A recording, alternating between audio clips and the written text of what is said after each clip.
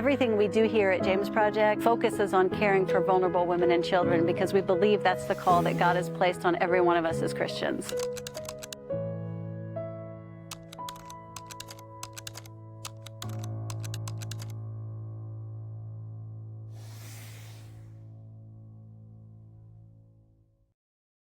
Hello, everyone. We are back with a podcast with our special guest today, Aaron Warner. How are you?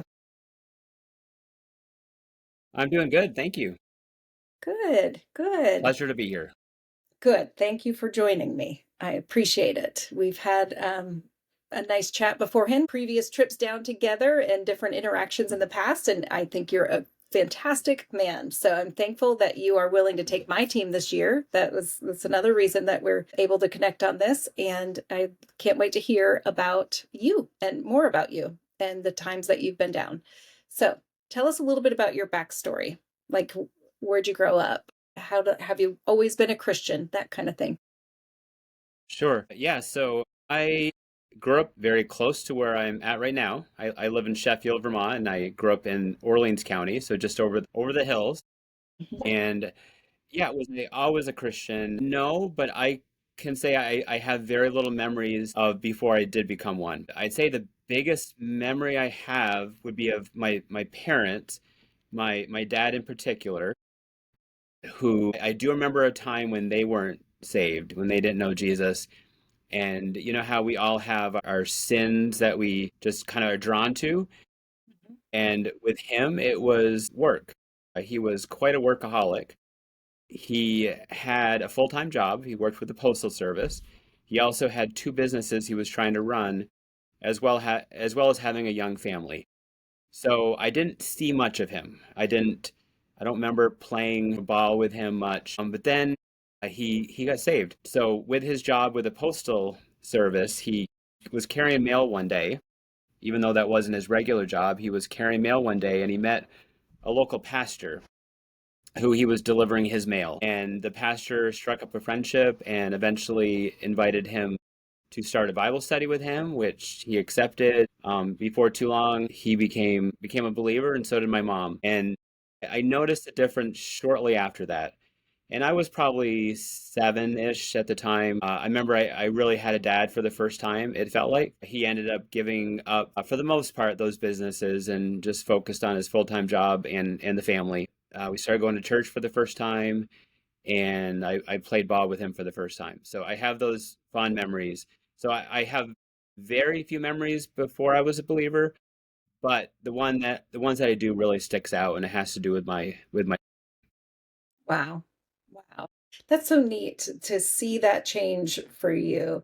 Because I think some people that grow up with Christian parents from the get-go that don't get to see that are almost at a disadvantage sometimes because they don't know anything different and it may not be as impactful. It sounds like seeing that change in your dad and to be a whole different person would really motivate you and draw you to the faith. Do you think that that's accurate? Yeah, I would say so, and I would say that even though he was a very good man before, he wasn't, committing crimes.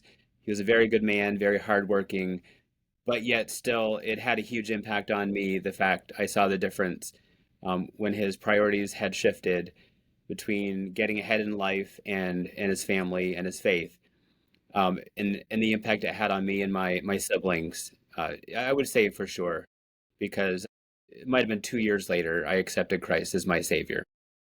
Wow, that's great. Are your parents still around?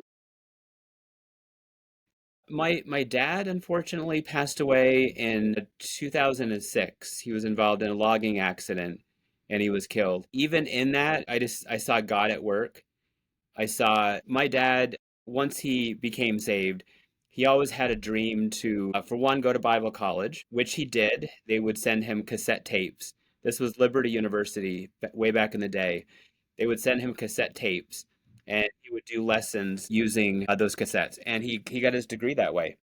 And then after that, he wanted to actually go to a school and get his master's degree. So in the 90s, he moved the family to Indiana, and my dad got his master's in divinity at Grace University, Grace College out in Indiana. But the year before he died, he really had a desire to come back to Vermont. So I think I saw God working in a way. I was already back here. I had come back to take over a Christian camp, River of Life camp in Irisburg. And my dad moved my mom back here. I think it was God's provision to get my mom back to where she had her kids as support, because within a year after them moving back, he passed away. So my mom is still doing well. She remarried and she lives about a half an hour from where I do. Wonderful. Yeah. I mean, I'm sorry about your dad, but what great provision that you could and that you could see God in that. Sometimes it's hard to see God in tragedy, but it's good when we can find that peace to see him. That's true. And can I share one more story that Absolutely. I don't share the story very often, but I just feel like this is a good time.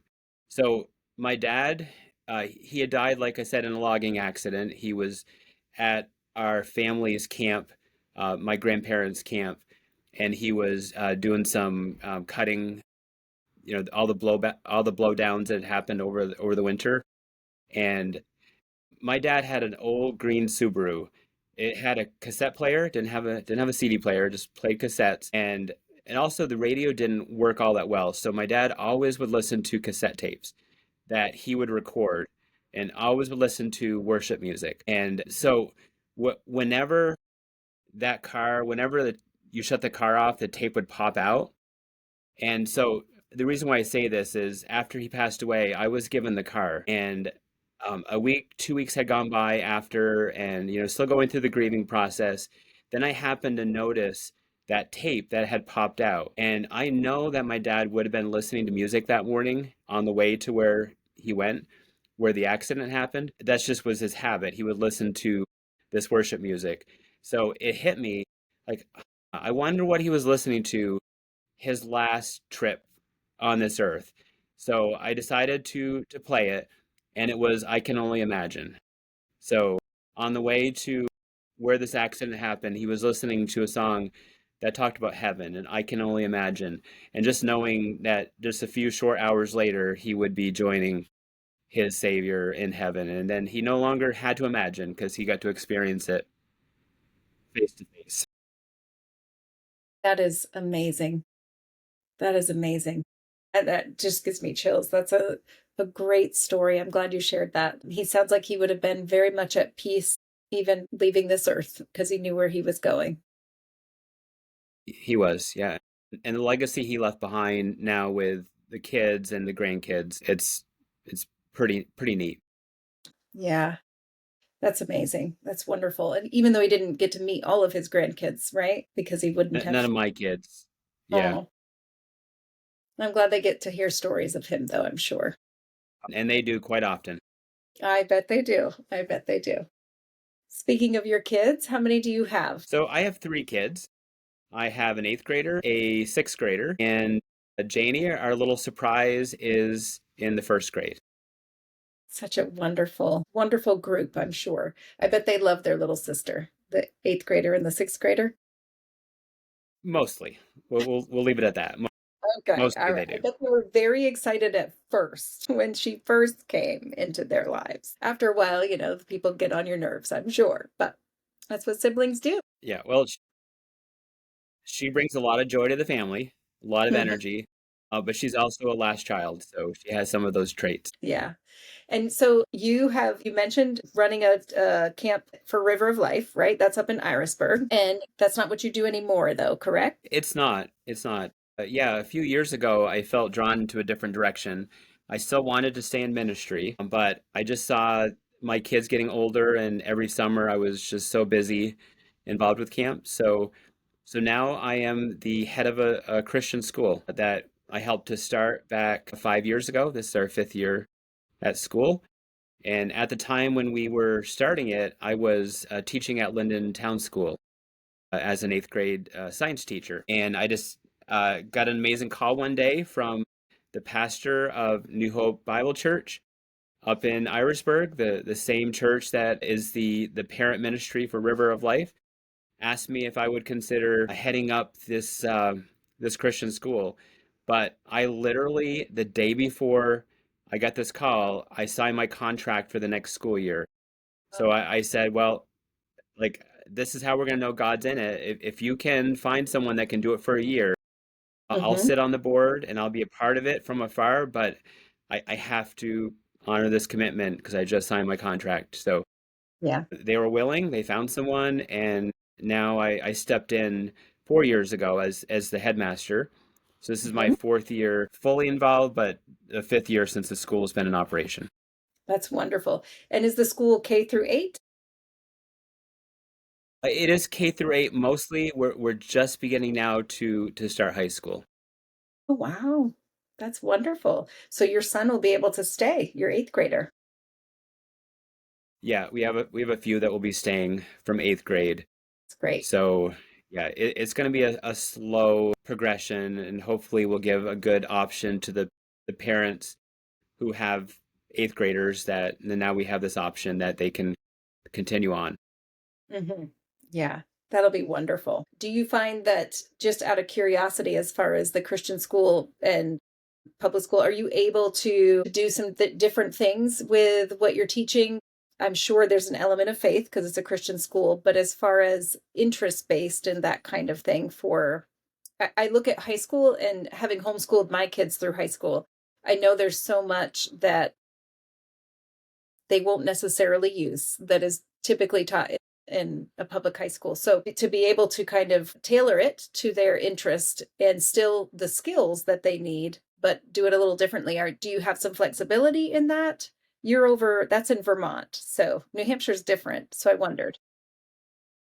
Yeah, so to answer that first question, or I guess respond to it about the faith. So yeah, that is definitely the core of what we do is through the lens of Scripture, through the Bible. But as far as the answer with question regarding high school, yeah, we do have some flexibility, and we just have to understand that we can't compete necessarily with the public school and all the funding that they have, but Right. we can do some things that I believe they can't. We are in the process of looking at ways to build relationships with area businesses that we can have our students do internships with. So even though we may not have let's say, a building program, we can find local builders that some of our students who want to go into trades and not college, that we can offer some of those opportunities. And then for those who are interested in college, we're looking at forming a partnership with a very strong Christian school down in Texas called Laterno University about doing a dual enrollment program. So that's Wow. still in the works. We're trying to get that set. That is such an amazing opportunity, the dual enrollment. My daughter did that the last 2 years of her high school and went into college with 27 credits already. It's really beneficial for kids. So I'm glad that they'll have that opportunity as well. Yeah. Yeah, no, for sure. Yeah. Nice to be able to do that. So your faith seems to impact your whole life, which is a beautiful thing. You've been in ministry, you're still in ministry, and you're raising your kids in it. Is that how you ended up getting introduced to the JPLA? Was it through church or something like that? How did you first get introduced to the JPLA? Yeah, so at the time, and I'm speaking of, I think it was 2007 or 8. I think it was Okay. 2007, where I had heard about the ministry because it started in 2006-ish when teams started going down there, and a team from my church went down, and I was very intrigued by it. I didn't really have a desire to go that year.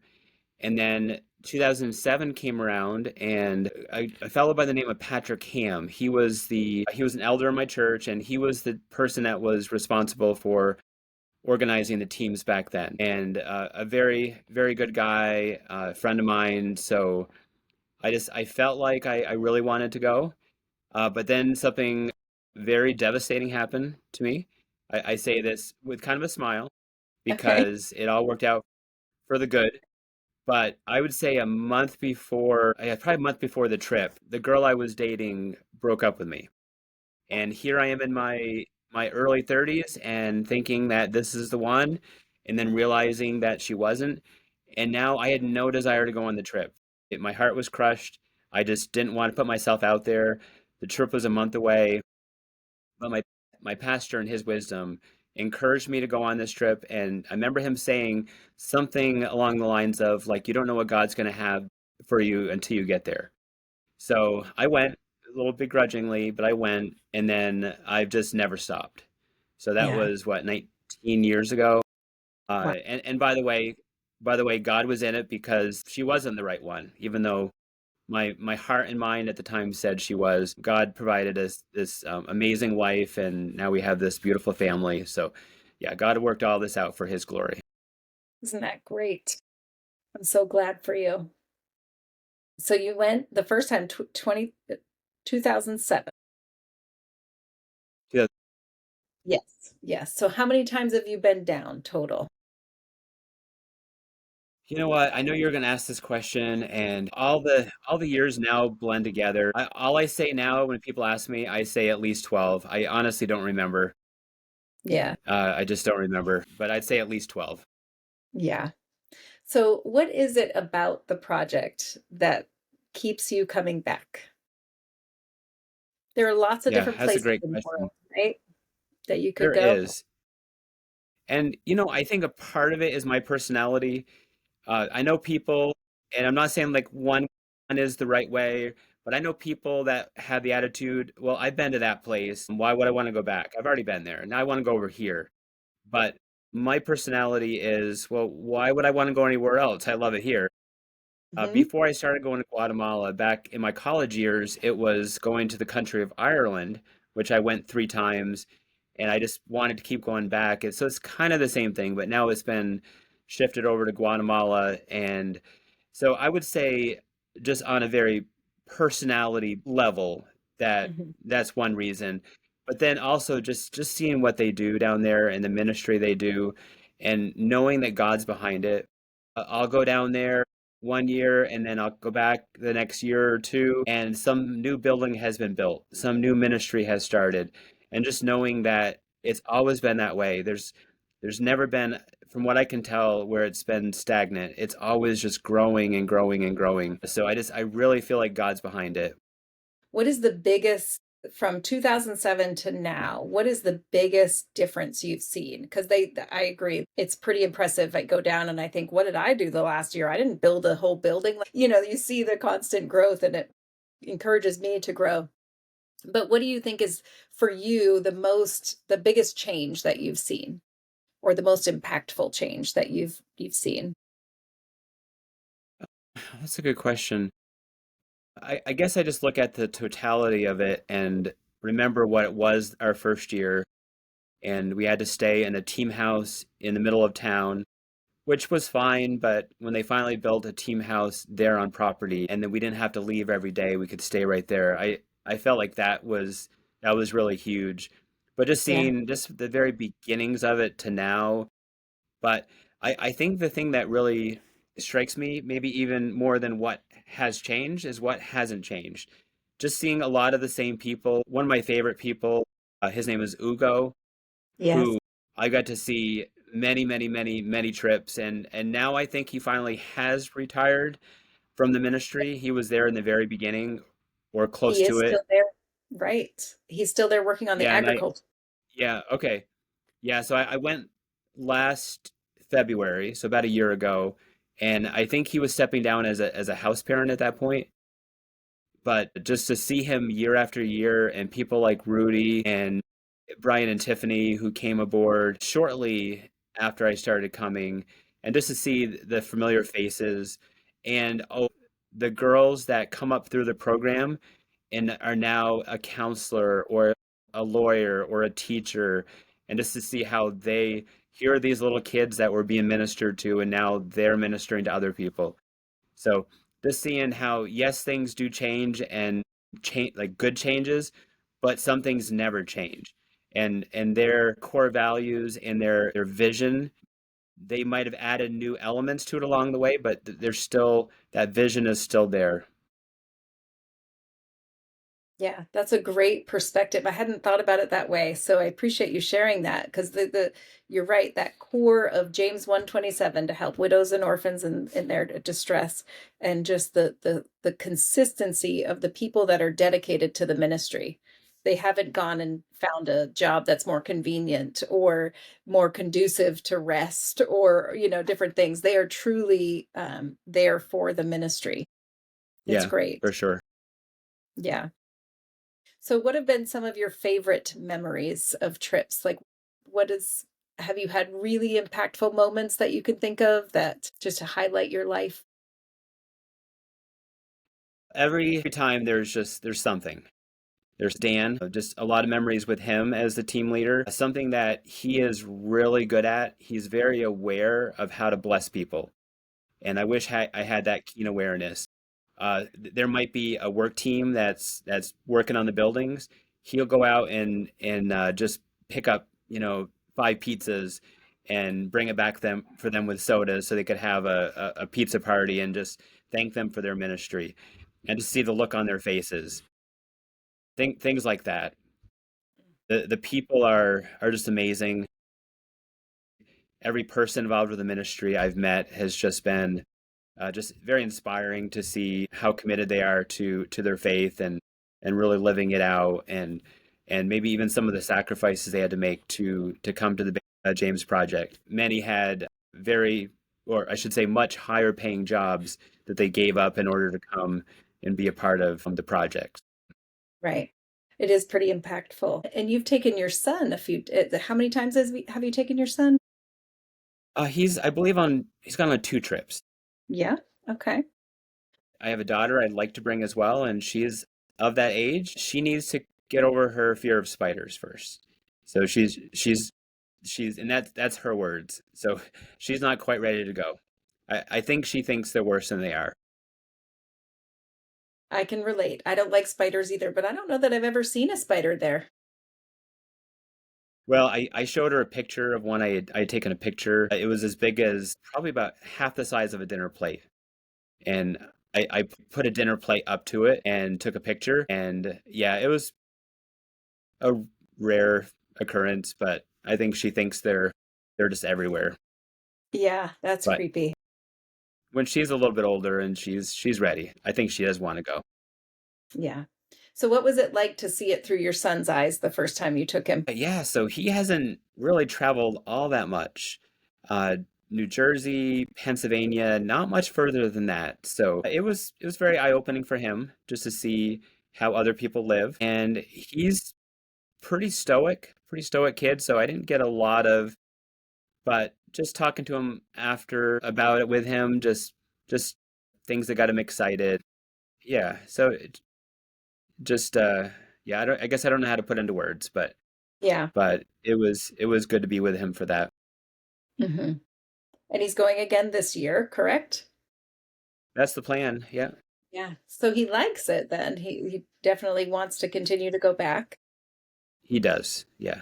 Yeah. It's funny to like my kids, I've taken them several times and to see the different things that they get out of it.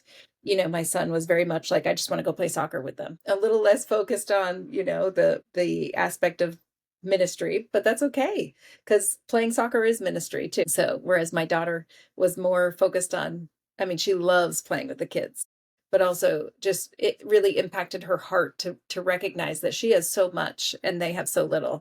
She came back that first year that we met you and that you went with us, and she walked into her room and she said, "Is it wrong that I feel bad that I have so much and they have so little?"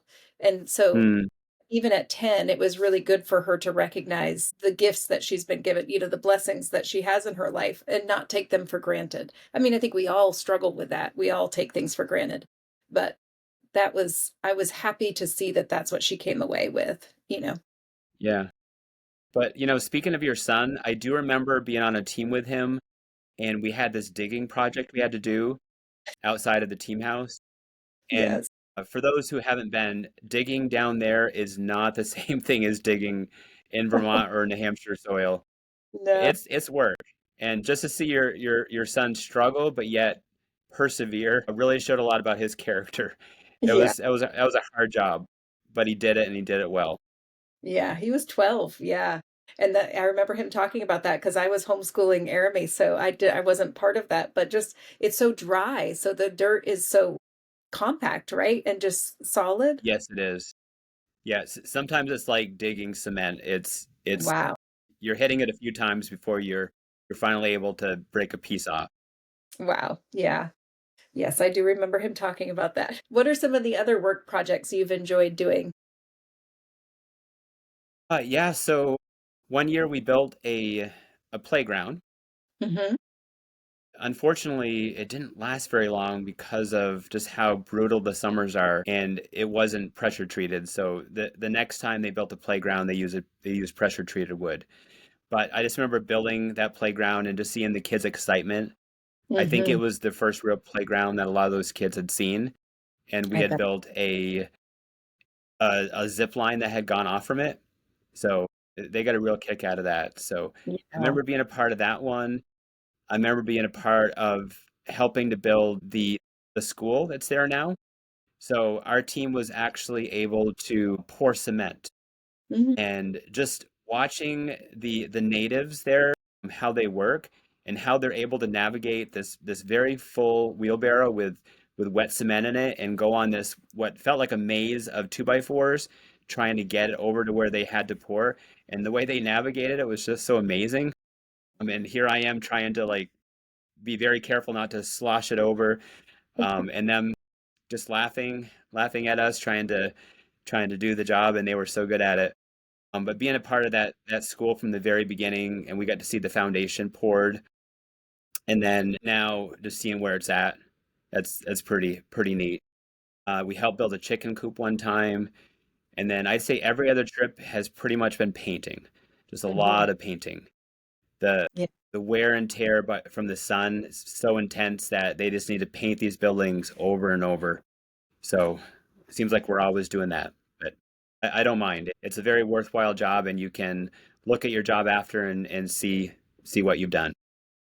Yeah, whatever they need help with, it's always good to help. What are some of your most impactful memories of going out into the community?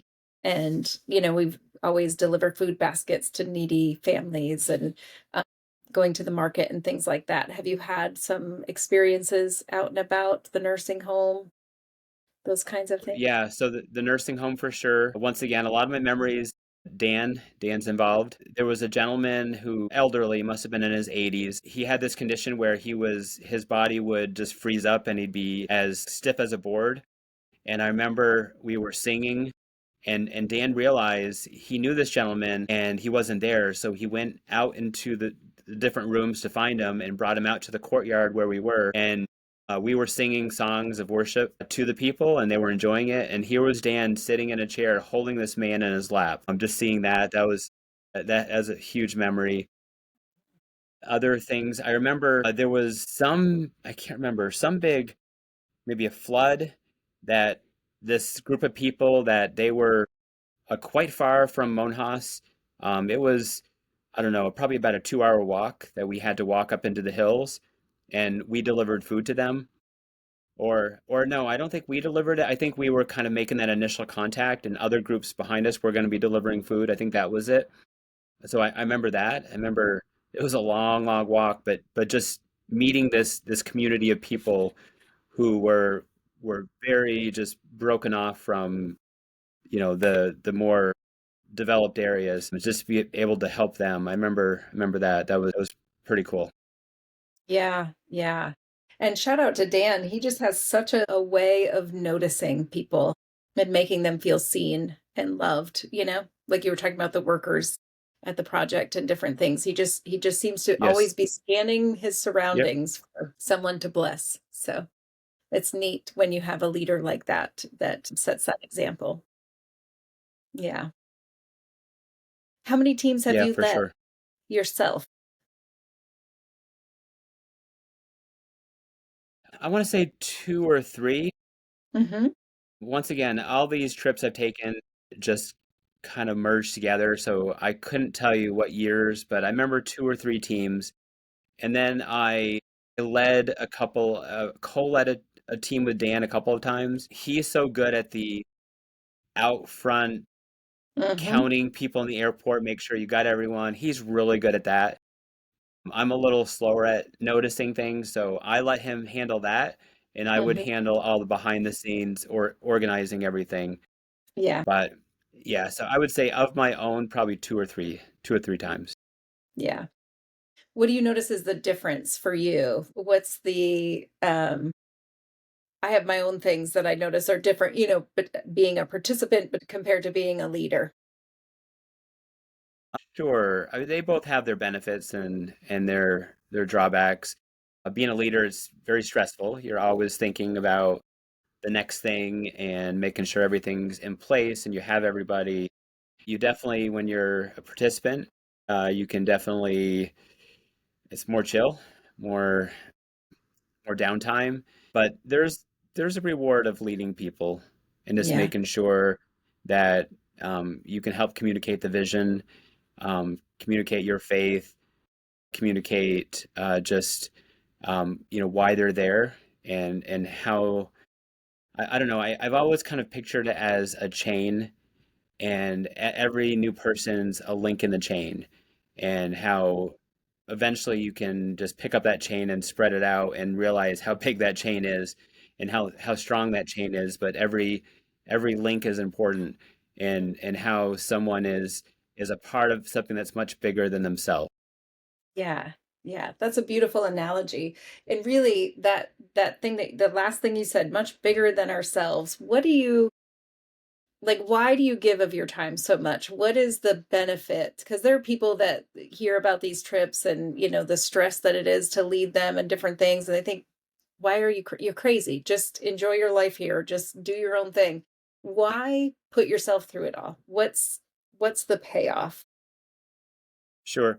Well, I would say twofold, because you're right. There's plenty of needs here. We could stay and keep busy, put our resources here, and many people are called to do that. But I think twofold. One is that we are helping to meet a need of something that is much bigger than ourselves. Something that if we didn't do it, God would have someone else do it. We'd be missing that blessing. So definitely, I feel like we're meeting a need, helping to meet a need there. But I think also what we learn from there, we can bring it back here and apply it to our situations here in the US. So I would say yes, it's definitely twofold. What we're doing there, but also all the lessons we're learning and how we can bring it back and impact our surroundings here in the States. Yeah. I know for me, because I can get so locked into my own little world that you forget to notice people around you and the need around you because you just, I got to go to the grocery store. I have to do my laundry. All of the normal things of life can kind of put blinders on to the needs around you. So for me, I always have needed to get outside of my own little world to go have need stare me in the face, desperate need stare me in the face, so that when I come back, my eyes are much more open to see the need around me. And I don't do it perfectly for sure. And I still get locked into my own little world at times, but it's such a good reminder. I think a yearly reminder that's what it's been for me because I've gone down every year just to be reminded that we have it so good up here. First of all, I have nothing to complain about. Second of all, there is need around me that I should be more aware of and be able to step in and help when I see a need. And I need to keep my eyes open. It's disguised differently up here, but it's still a need. And we shouldn't ignore it up here either. But it helps me to keep my eyes open. I don't know about you. Yeah, no, for sure. I have same feeling. So you've taken your son down twice. Has anyone else in your family gone down? So my wife, but she wasn't my wife yet. She went, I think it was the year that we were engaged. Okay. Once again, just a lot of, cute, funny stories, but one that we laugh about. It was a little painful at the time, but I was down, I think we were on a deck or something, and I was painting at one of the houses or something. I can't remember exactly where it was, and she was painting with me, and she accidentally kicked over a bucket of turpentine, and it splashed right in my eye, and just the pain. We laugh at about it now, but she felt so bad. But yes, Sarah went down, loved it. I remember I remember we were on that trip and I just kind of did a little dreaming with her, and I'm a dreamer more so than she is. I think I made a comment about, what do you think if we came down here and served as missionaries? And she started crying, not because it was a bad thing, but because here she was, she moved up from Jersey to Vermont, was in a ministry called The Fold at the time, and now she was getting married to the local youth pastor, and just all these changes were happening, and here I am now going to throw another change at her. She just felt so overwhelmed. Yeah. But so even though she has never gone back, because we started having kids shortly after we got married, Mhm. she was actually scheduled to go on to another trip.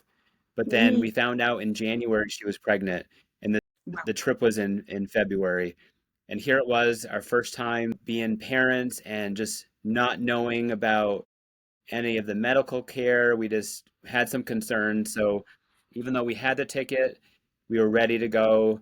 I went ahead and on that trip, but Sarah didn't. So she's always supported it from afar, but she has not been back since that first time.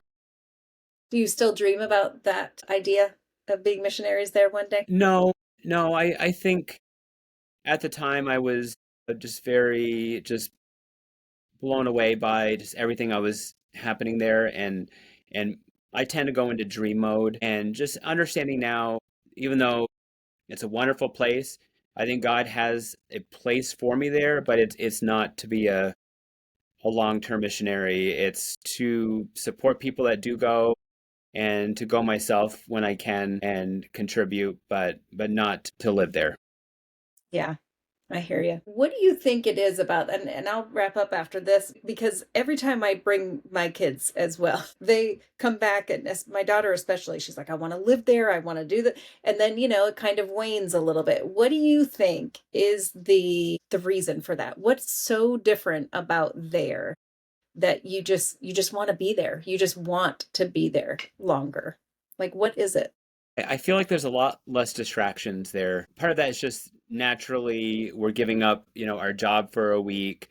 Tough conversations we've had with coworkers or our neighbor, or all these conflicts that we might have had here in Vermont or New Hampshire, and we're putting all that aside, and we're going to a place who are very loving to us, and we're trying to do the same in return. So I think there's a lot less distractions, and I know at the team house we can't use our phones. There's no Wi-Fi, so I just feel like it's so much easier to hear from God, and it's sad that that's the case, but it's easier to hear when there's not the distractions. But we get back here, and a lot of it because of our choices, we set up a lot of those distractions again, and we get busy and we kind of forget the lessons we learned. Mhm. So I think that's pretty typical. And I think that's one thing Dan does a good job too, reminding everybody that when you get back, it's going to be hard, and you got to try to stay in the less distracted mode, right? But I think another piece of it for me, because I always feel this way when we get to the back to the hostel the night before we leave the city, is for me, I just so enjoy coming together as a group with one purpose, like unified in that purpose for a whole week, and everybody's on the same page, and you're trying to be the hands and feet of Jesus together. It's so energizing to me. And we get back to the hostel before we leave for the airport the next day, and everybody kind of goes to their own rooms, and now they have Wi-Fi, and and it starts then. And I get sad. I'm like, it's not over yet. So I think there's something to be said for that too, because it's not even just the team house and, your team, but you're going down to be part of a larger community who is focused on this one goal of taking care of women and children. That's all they're Yeah, there for. There's no drama. I mean, I'm sure there's some drama because people are living with each other, but the ultimate goal is this job that God has given them. And we get to join in that. So it's this beautiful community piece of one mission. I think that's for that's me a, right. a big Yeah. draw. Yeah. And Yep. then you come back and you're in your own house, and you don't talk to your neighbors all the time, and you're doing your own thing, and the community is gone. So, Sure. Yeah. yeah. Yeah. I took a teammate, just as a quick story, I took a teammate, I think it was last year, no, 2 years ago. And she's new to exploring her faith and struggles with some things in that regard. And we're having a discussion one night about how the struggles with Christianity in the US, like people don't act the way they say they believe, you know? And so she was challenging me on some things. Well, if it's that way, why isn't this way? And, those kinds of things. We were having that discussion. And I said, but look around here. Do you see how everyone is operating in one direction with one mind, with one goal? Wouldn't it be great? Like if it were like that up there, like this is kind of how it's supposed to be. We're all on a mission for God. You know what I mean? And each person has a different role to play. There are, people Yeah, that work on the agriculture. There's people that work in the kitchen. There's people that work on the equipment. There's house parents. There's staff. Everybody has their own little job to play, role to play, but they're all on one mission. And I think that we could use a whole lot more of that up here as Christians in the US, but we're pretty divided, which is a bummer. yeah, Yeah. that's true. And also I think we forget how blessed we are here in the States. And I just remember one story, and I'll kind of end with this. I remember you talked about going and bringing food baskets to families in need. There's one family that I'll never forget, and I'm not sure if you were on this trip or not. I don't think you were. So, if you lived it, bear with me. So we visited this family, and their kids had this kidney condition. Both their kids had this kidney condition where they were failing.